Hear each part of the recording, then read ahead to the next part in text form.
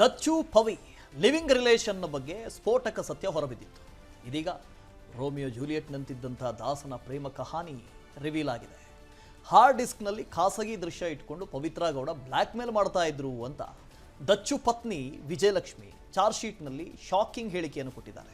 ಇನ್ನು ಹಾರ್ಡ್ ಡಿಸ್ಕ್ನಲ್ಲಿ ಪವಿತ್ರ ದರ್ಶನ್ ಖಾಸಗಿ ದೃಶ್ಯ ಇದೆಯಾ ಅನ್ನುವ ವಿಚಾರ ಭಾರಿ ಸದ್ದು ಮಾಡ್ತಾ ಇದೆ. ಫೋಟೋ ವಿಡಿಯೋ ತೋರಿಸಿ ಬ್ಲ್ಯಾಕ್ ಮೇಲ್ ಪವಿತ್ರ ಗೌಡ ಬ್ಲ್ಯಾಕ್ ಮೇಲ್ ಮಾಡ್ತಾ ಇದ್ರ ಅನ್ನುವಂಥ ಪ್ರಶ್ನೆ ಕೂಡ ಎದ್ದಿದೆ. ಇದಕ್ಕೆ ಸಾಕ್ಷಿ ಚಾರ್ಜ್ ಶೀಟ್ನಲ್ಲಿರುವಂಥ ವಿಜಯಲಕ್ಷ್ಮಿ ಹೇಳಿಕೆ. ಹಾರ್ಡ್ ಡಿಸ್ಕ್ನಲ್ಲಿ ಪವಿ ದಚ್ಚು ಖಾಸಗಿ ವಿಡಿಯೋ ಫೋಟೋ ಇದ್ದು ಆ ಹಾರ್ಡ್ ಡಿಸ್ಕ್ ಪವಿತ್ರ ಗೌಡ ತಾಯಿ ಮನೆಯಲ್ಲಿ ಇದೆಯಂತೆ. ಇದೇ ಖಾಸಗಿ ಫೋಟೋ ವಿಡಿಯೋ ಮೂಲಕ ಬ್ಲ್ಯಾಕ್ ಮೇಲ್ ಮಾಡ್ತಾ ಇದ್ಲು ಅಂತ ವಿಜಯಲಕ್ಷ್ಮಿ ಸ್ಫೋಟಕ ಹೇಳಿಕೆಯನ್ನ ನೀಡಿದ್ದಾರೆ. ಇನ್ನು ಗೆಳತಿ ಪವಿತ್ರ ವಿಚಾರಕ್ಕೆ ಸಂಬಂಧಪಟ್ಟಂತೆ ಪತ್ನಿ ವಿಜಯಲಕ್ಷ್ಮಿ ಜೊತೆಗೆ ದರ್ಶನ್ ಕಿತ್ತಾಟ ನಡೆಸಿರೋದು ಗೊತ್ತಾಗಿದೆ.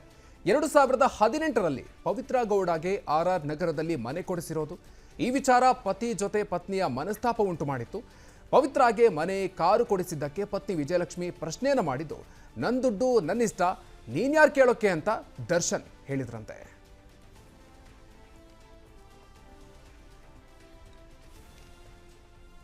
ವಸೀಲಿ ನಾವು ಗಮನಿಸಬಹುದು, ಈ ರೇಣುಕಾಸ್ವಾಮಿ ಕೊಲೆ ವಿಚಾರದಲ್ಲಿ ಇವರಿಬ್ಬರ ರಿಲೇಶನ್ಶಿಪ್ ಯಾವ ರೀತಿಯಾಗಿ, ಅಂದ್ರೆ ಅವ್ರು ಯಾವ್ದಾದ್ರೆ ಅದವರ ಖಾಸಗಿ ವಿಚಾರ, ಅದ್ಯಾಕೆ ಇಷ್ಟೊಂದು ದೊಡ್ಡ ಮ್ಯಾಟರ್ ಆಗುತ್ತೆ ಅನ್ನೋಂಥದ್ದು ಕೂಡ ಪ್ರಶ್ನೆ ಬರುತ್ತೆ. ಒಳ್ಳೆ ಪ್ರಶ್ನೆ ಶೆಟ್ರೆ. ಈಗ ಈ ಕೊಲೆ ಕೇಸ್ ಇದೆಯಲ್ಲ, ಕೊಲೆ ಕೇಸನ್ನು ಸಾಬೀತುಪಡಿಸ್ಬೇಕು ಪೊಲೀಸರು. ಸಾಬೀತುಪಡಿಸೋದು ಅಂತ ಹೇಳಿದ್ರೆ ಏನು, ಕೊಲೆ ಆಗಿದೆ ಹೌದು, ಯಾಕಾಗಿ ಕೊಲೆ ಆಗಿದೆ, ಮೋಟಿವ್ ಏನು, ಕಾರಣ ಏನು ಅಂತ. ಕೊಲೆ ಆಗೋದಕ್ಕೆ ಒಂದು ಮೋಟಿವ್ ಬೇಕೇ ಬೇಕು. ವಿದೌಟ್ ಮೋಟಿವ್ ಕೊಲೆ ಆಗೋದಿಲ್ಲ. ಕೊಲೆ ಆದರೂ ಅದು ಕೊಲೆ ಅಂತ ಅನಿಸ್ಕೊಳ್ಳೋದಿಲ್ಲ. ಸೊ ಕೊಲೆಯನ್ನು ಸಾಬೀತುಪಡಿಸಬೇಕು ಪ್ರಾಸಿಕ್ಯೂಷನ್ ಅಂತ ಹೇಳಿದ್ರೆ, ಪೊಲೀಸರು ಅಂತ ಹೇಳಿದ್ರೆ, ಅದಕ್ಕೆ ಕೊಲೆಗೆ ಉದ್ದೇಶ ಏನು, ಮೋಟಿವ್ ಏನು ಅನ್ನೋದನ್ನು ಎಸ್ಟಾಬ್ಲಿಷ್ ಮಾಡಲೇಬೇಕು. ಸೊ ಕೊಲೆಯ ಉದ್ದೇಶ ಏನು ಈ ಕೊಲೆಯಲ್ಲಿ? ಪವಿತ್ರ ಗೌಡಗೆ ರೇಣುಕಾಸ್ವಾಮಿ ಮೆಸೇಜ್ ಕಳಿಸ್ತಾ ಇರ್ತಾನೆ, ಅಶ್ಲೀಲ ಮೆಸೇಜ್ಗಳು. ಅದಕ್ಕೆ ದರ್ಶನ್ ರೊಚ್ಚಿಗೇಳ್ತಾರೆ, ಪವಿತ್ರ ಗೌಡ ಪ್ರೊವೋಕ್ ಮಾಡ್ತಾರೆ. ಅಲ್ಲಿಂದ ಈ ಕೊಲೆಯ ಪ್ಲ್ಯಾನಿಂಗ್ ಶುರುವಾಗುತ್ತೆ. ಸೊ ಈ ಇಬ್ಬರ ನಡುವಿನ ಸಂಬಂಧ ಏನು, ಯಾಕೆ ದರ್ಶನ್ ಪವಿತ್ರ ಗೌಡಗೆ ಯಾರೋ ಒಬ್ಬರು ಮೆಸೇಜ್ ಕಳಿಸಿದ್ರೆ ಇವ್ರು ಯಾಕೆ ಕೊಲೆ ಮಾಡಬೇಕು? ಸೊ ಆ ಸಂಬಂಧ ಅಲ್ಲಿ ಭಾಳ ಇಂಪಾರ್ಟೆಂಟ್ ಆಗುತ್ತೆ. ಹಾಗಾಗಿ ಇಲ್ಲಿ ಈ ಸಂಬಂಧಗಳು ದರ್ಶನ್ ಹಾಗೂ ಪವಿತ್ರ ಗೌಡ ಮಧ್ಯಗಿನ ಸಂಬಂಧ, ದರ್ಶನ್ ಹಾಗೂ ವಿಜಯಲಕ್ಷ್ಮಿ ಮಧ್ಯಗಿನ ಸಂಬಂಧ ಏನು ಅಂತ ಎಸ್ಟಾಬ್ಲಿಷ್ ಮಾಡೋದು ಭಾಳ ಇಂಪಾರ್ಟೆಂಟ್. ಅದನ್ನು ಮಾಡ್ಕೊಂಡು ಹೋಗಿದ್ದಾರೆ, ಇಟ್ಸ್ ಫೈನ್, ಒಂದು ಕಡೆ ಇರಲಿ. ಅವರ ವೈಯಕ್ತಿಕ ಬದುಕಿನ ಬಗ್ಗೆ, ಸಂಬಂಧದ ಬಗ್ಗೆ ನಾವು ಕಮೆಂಟ್ ಮಾಡೋದಿಲ್ಲ. ನಾವು ಯಾರು ಕಮೆಂಟ್ ಮಾಡೋದಕ್ಕೆ? ನಾವು ಹೇಳ್ತಾ ಇಲ್ಲ, ವಿಜಯಲಕ್ಷ್ಮಿಯವರು ಹೇಳಿದ್ದಾರೆ, ಅದಕ್ಕೋಸ್ಕರ ನಾವು ಮಾತಾಡ್ತಾ ಇದ್ದೀವಿ. ನಾವು ಮಾತಾಡ್ತಾ ಇರೋದಲ್ಲ, ನಾವು ಹೇಳ್ತಾ ಇರೋದಲ್ಲ. ವಿಜಯಲಕ್ಷ್ಮಿಯವರು ತಮ್ಮ ಸ್ವಇಚ್ಛಾ ಹೇಳಿಕೆಯಲ್ಲಿ ಹೇಳ್ಕೊಂಡಿದ್ದಾರೆ. ಯಾರು ಈ ಪವಿತ್ರ ಗೌಡ? ಈ ಪವಿತ್ರ ಗೌಡಗಾಗಿ ದರ್ಶನ್ ಯಾಕೆ ಕೊಲೆ ಮಾಡಬೇಕಾಯಿತು? ಈ ಕೊಲೆಯ ಸುದ್ದಿ ಬಂದಾಗ ವಿಜಯಲಕ್ಷ್ಮಿ ಎಲ್ಲಿದ್ದರು? ವಿಜಯಲಕ್ಷ್ಮಿಯವ್ರಿಗೆ ಹೇಗೆ ಗೊತ್ತಾಯಿತು? ಇದೆಲ್ಲವನ್ನು ತಮ್ಮ ಸ್ವಇಚ್ಛಾ ಹೇಳಿಕೆಯಲ್ಲಿ ಹೇಳ್ಕೊಂಡಿದ್ದಾರೆ. ಅದರಲ್ಲೂ ಬಹಳ ಪ್ರಮುಖವಾಗಿ ದರ್ಶನ್ ಹಾಗೂ ಪವಿತ್ರ ಗೌಡಗೆ ಪರಿಚಯ ಆಗಿದ್ದು ಹೇಗೆ, ಅವರ ನಡುವಿನ ಸಂಬಂಧ ಇಷ್ಟೊಂದು ಗಾಢವಾಗಿದ್ದು ಹೇಗೆ ಅಂತಲೂ ಹೇಳಿದ್ದಾರೆ. ಅದರಲ್ಲಿ ಬಹಳ ಇಂಪಾರ್ಟೆಂಟು 2014, 2011 ಬಗ್ಗೆ ಎಲ್ರಿಗೂ ನೆನಪಿರುತ್ತೆ ಅಂತಂತೆ. 2011ರಲ್ಲಿ ವಿಜಯಲಕ್ಷ್ಮಿ ಹಾಗೂ ದರ್ಶನ್ ಅವರ ಮಧ್ಯೆ ಕಲಹ ಆಗಿತ್ತು, ಕೌಟುಂಬಿಕ ಕಲಹ. ಅದು ಅತಿರೇಕಕ್ಕೆ ಹೋಗಿತ್ತು. ದರ್ಶನ್ ವಿಜಯಲಕ್ಷ್ಮಿಯವರಿಗೆ ಹೊಡೆದಿದ್ರು, ವಿಜಯಲಕ್ಷ್ಮಿ ಸ್ಟೇಷನ್ಗೆ ಹೋಗಿದ್ರು, ದರ್ಶನ್ ಅವ್ರನ್ನ ಎತ್ತಾಕೊಂಡು ಹೋಗಿದ್ರು, ಸ್ಟೇಷನ್ಗೆ, ಜೈಲಿಗೆ ಹಾಕಿದ್ರು. ಇದೆಲ್ಲ ವಿಷಯಗಳು ಗೊತ್ತಿದೆ. ಅದಾದ ನಂತರ ವಿಜಯಲಕ್ಷ್ಮಿ ಹಾಗೂ ದರ್ಶನ್ ಇವರ ಮಧ್ಯೆ ಒಂದು ಅಂತರ ಬೆಳೆಯೋದಕ್ಕೆ ಶುರುವಾಗುತ್ತೆ. 2014ರಲ್ಲಿ ಬುಲ್ಬುಲ್ ಅಂತ ಒಂದು ಸಿನಿಮಾ ಬಂತು ದರ್ಶನ್. ಆ ಸಿನಿಮಾಗೆ ಆಡಿಷನ್ಗೆ ಅಂತ ಪವಿತ್ರ ಗೌಡ ಬರ್ತಾರೆ. ಆಗ ಪವಿತ್ರ ಗೌಡ ಹಾಗೂ ದರ್ಶನ್ಗೆ ಪರಿಚಯ ಆಗುತ್ತೆ. ಪರಿಚಯ, ಸ್ನೇಹ ಆಗುತ್ತೆ. ಫೋಟೋಗಳನ್ನು ನೋಡ್ತಾ ಇರ್ತಾರಂತೆ ದರ್ಶನ್, ಫೋನಲ್ಲಿ ಚಾಟ್ ಮಾಡ್ತಾ ಇರ್ತಾರಂತೆ, ದೀರ್ಘಕಾಲಕ್ಕೆ ಅವ್ರ ಜೊತೆ ಮಾತಾಡ್ತಾ ಇರ್ತಾರಂತೆ. ಆಗ ಸುಮಾರು ಸತಿ ವಿಜಯಲಕ್ಷ್ಮಿ ಪ್ರಶ್ನೆ ಮಾಡಿದ್ದಿದೆ, ಯಾಕೆ ಇಷ್ಟೊಂದು ಚಾಟ್ ಮಾಡ್ತಾ ಇದ್ದೀರಿ, ಯಾಕೆ ಮೆಸೇಜ್ ಮಾಡ್ತಾ ಇದ್ದೀರಿ, ಯಾಕೆ ಫೋನಲ್ಲಿ ಮಾತಾಡ್ತಾ ಇದ್ದೀರಿ? ಯಾರಿಲ್ಲ, ಹಿಂಗೆ ಬುಲ್ಬುಲ್ ಸಿನಿಮಾಗೆ ಬಂದಿದ್ರು, ಆಡಿಷನ್ ಕೊಟ್ಟು ಹೋಗಿದ್ದಾರೆ, ಒಳ್ಳೆ ಹುಡುಗಿ ಅಂತ ಹೇಳಿದ್ರಂತೆ ದರ್ಶನ್. ಇಷ್ಟೇ ವಿಜಯಲಕ್ಷ್ಮಿಗೆ ಗೊತ್ತಿದ್ದಿತ್ತು. ಆಮೇಲೆ ನಡೆದಿದ್ದೆಲ್ಲ ಇಡೀ ಪ್ರಪಂಚಕ್ಕೆ ಗೊತ್ತಿದೆ. ಅದು 2018ರಲ್ಲಿ. ಅಲ್ಲಿವರೆಗೆ ಪವಿತ್ರ ಗೌಡ JP ನಗರಲ್ಲಿ ಎಲ್ಲ ಒಂದು ಮನೆ ಇತ್ತಂತೆ. ಆ ಮನೆಗೆ ಪದೇ ಪದೇ ಹೋಗಿ ಬರೋದು ದರ್ಶನ್ ಮಾಡ್ತಾಯಿದ್ರು. ಮೀನ್ ವೈಲ್ ಇದರ ಮಧ್ಯೆ ಪವಿತ್ರ ಗೌಡ ವಿಜಯಲಕ್ಷ್ಮಿಯವ್ರಿಗೆ ಫೋನ್ ಮಾಡ್ತಾರೆ. ವಿಜಯಲಕ್ಷ್ಮಿಯವ್ರಿಗೆ ಫೋನ್ ಮಾಡಿ, ನಿನ್ನ ಗಂಡ ನಮ್ಮ ಮನೆಗೆ ಪದೇ ಪದೇ ಬರ್ತಾ ಇದ್ದಾನೆ, ಸ್ವಲ್ಪ ಹದ್ದು ಬಸ್ತಲ್ಲಿ ಇಡ್ಕ ಅಂತ ಹೇಳ್ತಾರಂತೆ. ವಿಜಯಲಕ್ಷ್ಮಿಗೆ ಪವಿತ್ರ ಗೌಡ ಹದ್ಬಸ್ತಲ್ಲಿ ಇಟ್ಕೋ ಅಂತ. ಆಗ ವಿಜಯಲಕ್ಷ್ಮಿ ಕೆರಳಿ ಕೆಂಡವಾಗ್ತಾರೆ. ನೀನು ಯಾರು ಹೇಳೋದಕ್ಕೆ ನನ್ನ ಗಂಡನ ಬಗ್ಗೆ, ಅಷ್ಟಕ್ಕೂ ನೀವು ಯಾರು ಗೊತ್ತೇ ಇರಲಿಲ್ವಲ್ಲ ವಿಜಯಲಕ್ಷ್ಮಿಗೆ. ಇಷ್ಟೆಲ್ಲ ಗೊತ್ತಾಗತ್ತೆ. ಗೊತ್ತಾದ ನಂತರ ಹೀಗೊಂದು ಸಂಬಂಧ ಇದೆ ನನ್ನ ಗಂಡನಿಗೆ ಅಂತ ಅದು ವಿಜಯಲಕ್ಷ್ಮಿಯವರು ಕೂಡ ಗೊತ್ತಿತ್ತು. 2018ರಲ್ಲಿ ಇದು ಕಾವು ಪಡ್ಕೊಳ್ಳುತ್ತೆ. 2018ರಲ್ಲಿ ದರ್ಶನ್ ಏನು ಮಾಡ್ತಾರೆ, ತಮ್ಮ ಮನೆ RR ನಗರದ ಪಕ್ಕದಲ್ಲಿ 1-1.5 ಕಿಲೋಮೀಟರ್ ದೂರದಲ್ಲಿ 1,75,00,000 ರೂಪಾಯಿ ಖರ್ಚು ಮಾಡಿ ಹೊಸ ಮನೆಯನ್ನು ಖರೀದಿ ಮಾಡಿ ವಿಜಯಲಕ್ಷ್ಮಿಯವರಿಗೆ ಗಿಫ್ಟ್ ಕೊಟ್ಟುಬಿಡ್ತಾರೆ. ಇದು ವಿಜಯಲಕ್ಷ್ಮಿಯವರಿಗೆಲ್ಲ ಪವಿತ್ರ ಗೌಡಗೆ ವಿಜಯಲಕ್ಷ್ಮಿಯವ್ರನ್ನ ಕೆರಳಿ ಕೆಂಡವಾಗುವಂತೆ ಮಾಡಿತು. ಯಾರಾಕೆ ಹೊಸ ಮನೆಯನ್ನು ಅವಳಿಗೆ ಯಾಕೆ ಖರೀದಿ ಮಾಡಿಕೊಡ್ಬೇಕು, ನೀವು ಯಾಕೆ ಕೊಡಬೇಕು? ಇದು ಒಂದು. ವಿಜಯಲಕ್ಷ್ಮಿಯವ್ರಿಗೆ ಒಂದು ರೇಂಜ್ ರೋವರ್ ಕಾರ್ ಕೊಡಿಸ್ತಾರೆ ದರ್ಶನ್. ತಕ್ಷಣಕ್ಕೆ ನನಗೂ ಒಂದು ಕಾರ್ ಬೇಕು ಅಂತ ಹಠ ಹಿಡಿತಾರೆ ಪವಿತ್ರ ಗೌಡ. ಅದೇ ಬಣ್ಣದ್ದು, ಅವ್ರಿಗೆ ಬಿಳಿ ಬಣ್ಣದ್ದು ಕೊಡಿಸಿದಿರಿ, ನನಗೂ ಬಿಳಿ ಬಣ್ಣದ್ದೇ ಕೊಡಿಸ್ಬೇಕು, ಪುಣ್ಯ ನಂಬರ್ ಕೇಳಿಲ್ಲ ಅದೇ ಬೇಕು ಅಂತ ಕೊಡಿಸಾಯ್ತು. ಇದೇ ರೇಂಜ್ ರೋವರ್ ಕಾರು ಪವಿತ್ರ ಗೌಡಗೆ ಕೊಡಿಸಿರೋದು ದರ್ಶನ್. ನಾನು ಬಿಸ್ನೆಸ್ ಮಾಡಬೇಕು, ನನಗೊಂದು ಬೊಟಿಕ್ ಹಾಕ್ಕೊಡಿ, ಆಯಿತು, ಅದನ್ನು ಹಾಕಾಯಿತು, ಅದಕ್ಕೂ ಜೈ. ಹೇಗಾಗಿರ್ಬೇಡ ವಿಜಯಲಕ್ಷ್ಮಿಗೆ. ಇದಕ್ಕೆ ಜಗಳ ಆಗಿತ್ತು 2018ರಲ್ಲಿ. ಇದೇ ಕಾರು ಪವಿತ್ರ ಗೌಡ ಒಡೆತನದ ಕಾರು, ದರ್ಶನ್ ಕೊಡಿಸಿರುವ ಕಾರು, ಗಿಫ್ಟ್ ಮಾಡಿರುವಂಥ ಕಾರು ರೇಂಜ್ ರೋವರ್. ವಿಜಯಲಕ್ಷ್ಮಿ ಕೆರಳಿ ಕೆಂಡವಾಗಿರ್ತಾರೆ. ಯಾರಾಕೆ, ಯಾಕೆ ಕೊಡಿಸ್ಬೇಕು? ಅಷ್ಟು ಹೊತ್ತಿಗೆ ದರ್ಶನ್ ಕ್ಲಿಯರ್ ಆಗಿದ್ರು ಯಾರಾಕೆ ಅಂತ. ನಾನು ರಿಲೇಷನ್ಶಿಪ್ನಲ್ಲಿದ್ದೀನಿ, ಲಿವ್ ಇನ್ ರಿಲೇಷನ್ಶಿಪ್ನಲ್ಲಿದ್ದೀನಿ, ನಾನು ಅವಳ ಜೊತೆ ಇದ್ದೀನಿ. ಇದನ್ನು ವಿಜಯಲಕ್ಷ್ಮಿಗೂ ಕೂಡ ಹೇಳಿದರು. ಆದರೂ ಕೂಡ ವಿಜಯಲಕ್ಷ್ಮಿಯವರು ಆ ಸಂಬಂಧವನ್ನು ಹಾಗೆ ಮುಂದುವರಿಸ್ಕೊಂಡು ಬರ್ತಾರೆ. 2024ರಲ್ಲಿ ಇತ್ತೀಚೆಗೆ ಈ ಘಟನೆ ಆಗೋದಕ್ಕಿಂತಲೂ ಸ್ವಲ್ಪ ತಿಂಗಳುಗಳ ಹಿಂದೆ ವಿಜಯಲಕ್ಷ್ಮಿ ಹಾಗೂ ದರ್ಶನ್ ಮದುವೆ ಆ್ಯನಿವರ್ಸರಿ ಆಚರಿಸ್ಕೊಳ್ಳೋದಕ್ಕೆ ದುಬೈಗೆ ಹೋಗಿರ್ತಾರೆ. ದುಬೈಗೆ ಹೋಗಿ ಮದುವೆ ಆ್ಯನಿವರ್ಸರಿ ಆಚರಣೆ ಮಾಡ್ಕೊಂಡು ಅವರ ಡ್ಯಾನ್ಸಿನ ವಿಡಿಯೋಗಳು ಸೋಷಿಯಲ್ ಮೀಡಿಯಾದಲ್ಲಿ ಹರಿದಾಡೋದಕ್ಕೆ ಶುರುವಾಗುತ್ತೆ. ಈ ವಿಷಯ ಪವಿತ್ರ ಗೌಡ ಗೊತ್ತಾಗುತ್ತೆ. ಪವಿತ್ರ ಗೌಡ ಅವರು ಚಾರ್ಜ್ ತಗೊಂತಾರೆ ದರ್ಶನಿಗೆ. ಹೇಳಲೇ ಇಲ್ವಲ್ಲ ದುಬೈಗೆ ಹೋಗಿದ್ದು, ಕಂಗ್ರ್ಯಾಚುಲೇಷನ್, ಹ್ಯಾಪಿ ಆ್ಯನಿವರ್ಸರಿ, ಮಾತಾಡಬೇಡಿ, ಬ್ಲಾಕು, ಈ ಥರದ್ದೆಲ್ಲ ಮಾಡ್ತಾರೆ. ಅದ್ರ ಜೊತೆಗೆ ಒಂದಷ್ಟು ಚಾಟಿಂಗು ಇದೆ, ಮುಂದೆ ಹೇಳ್ತಾ ಹೋಗ್ತೀವಿ. ಇಷ್ಟೆಲ್ಲ ಆಗಿದೆ. ಇದು ರಿಲೇಷನ್ಶಿಪ್ ದರ್ಶನ್ ಹಾಗೂ ಪವಿತ್ರ ಗೌಡ, ದರ್ಶನ್ ಹಾಗೂ ವಿಜಯಲಕ್ಷ್ಮಿ. ಇಲ್ಲಿ ನಿಜಕ್ಕೂ ಶೆಟ್ರೆ, ವಿಜಯಲಕ್ಷ್ಮಿ ಅವ್ರನ್ನ ಹೊಗಳಬೇಕು, ಅವ್ರನ್ನ ಗೌರವಿಸಬೇಕು. ಭಾರತೀಯ ನಾರಿ ಅಂದರೆ ಏನು ಅಂತ ವಿಜಯಲಕ್ಷ್ಮಿ ಅವರು ನೋಡಿ ಕಲಿಬೇಕು.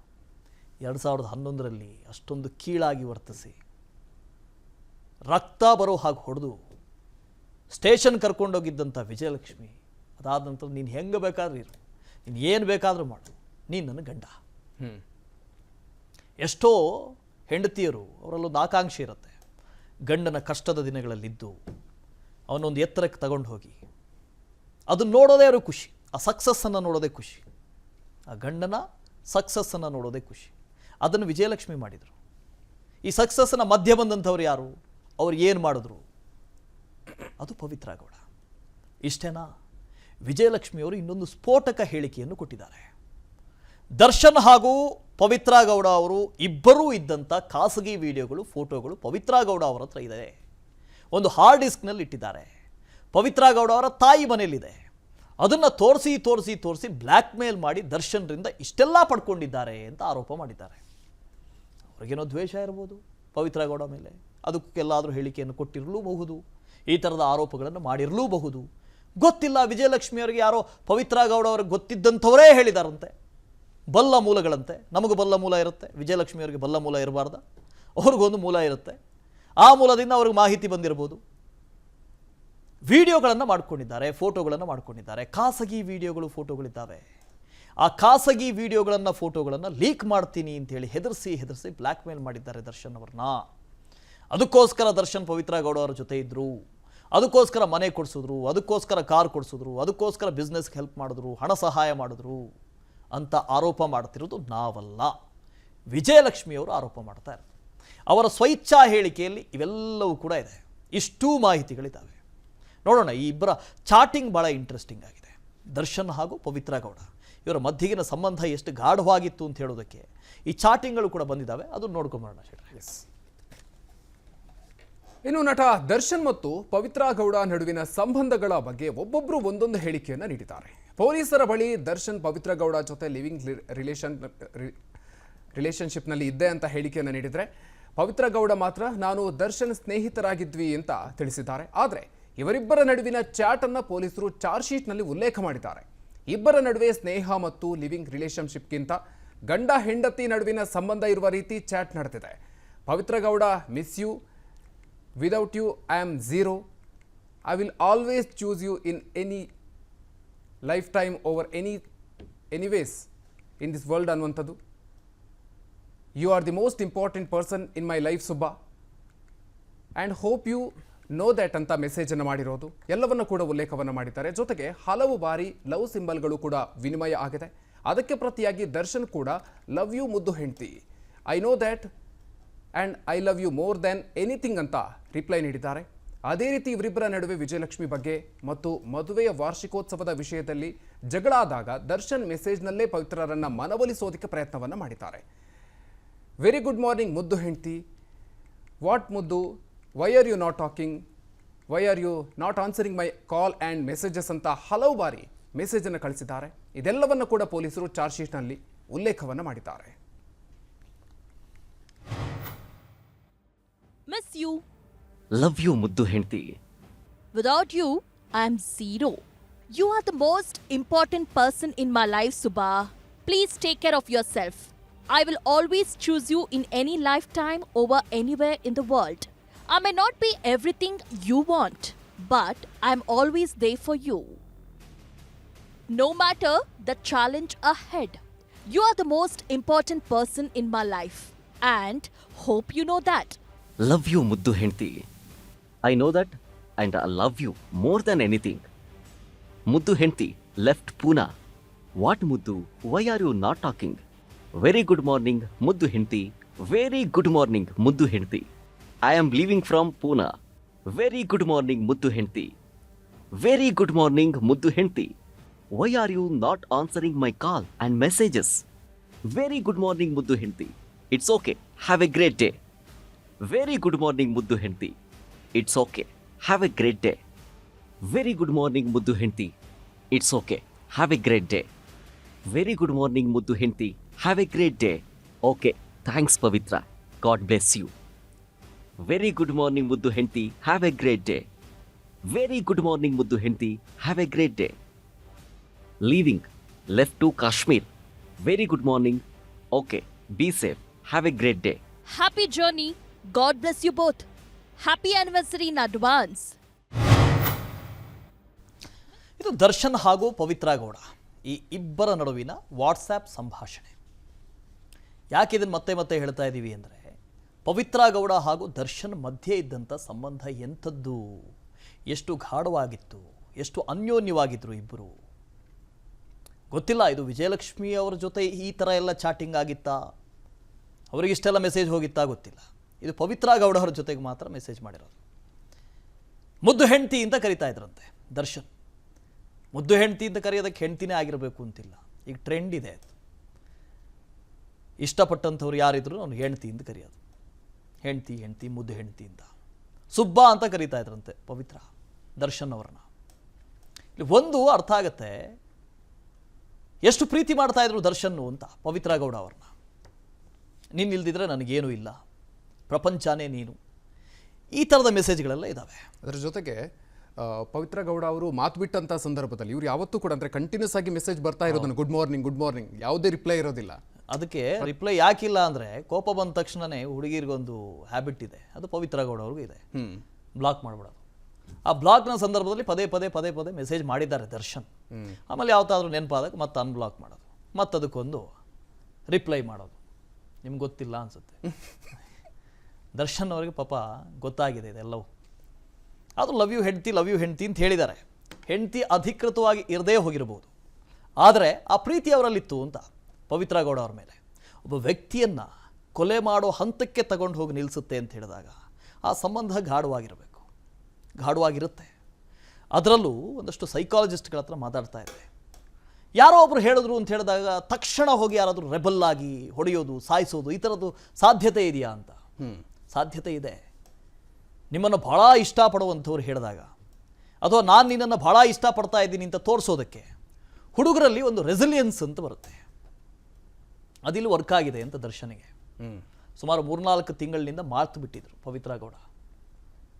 ಎಲ್ಲ ವಿಷಯಗಳು ಗೊತ್ತಾದವಲ್ಲ, ವಿಜಯಲಕ್ಷ್ಮಿಯವ್ರ ಜೊತೆ ಹೋಗಿದ್ದು, ದುಬೈನಲ್ಲಿ ಪಾರ್ಟಿ ಆಗಿದ್ದು, ಇದೆಲ್ಲ ಗೊತ್ತಾದ ಮೇಲೆ ಪವಿತ್ರ ಗೌಡ ದರ್ಶನ್ ಅವ್ರನ್ನ ಮಾತಾಡ್ಸೋದನ್ನು ಬಿಟ್ಟಿದ್ರು.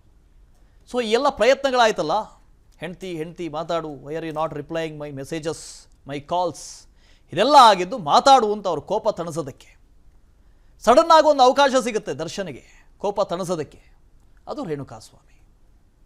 ಅಲ್ಲಿಂದ ಶುರುವಾಗಿದ್ದು ಇದು. ಬೇಕು ಅಂತ ನಾನು ಕೊಲೆ ಮಾಡಬೇಕು, ಅಥವಾ ಯಾರೋ ಮೆಸೇಜ್ ಮಾಡ್ತಾ ಇದ್ದಾರೆ ಪವಿತ್ರ ಗೌಡಂಗೆ, ನಾನು ಹೋಗಿ ಅವನ್ನ ಹೊಡಿಬೇಕು ಅಂತಲ್ಲ. ಅದರ ಹಿಂದೆ ಈ ಒಂದು ಉದ್ದೇಶ ಇತ್ತು.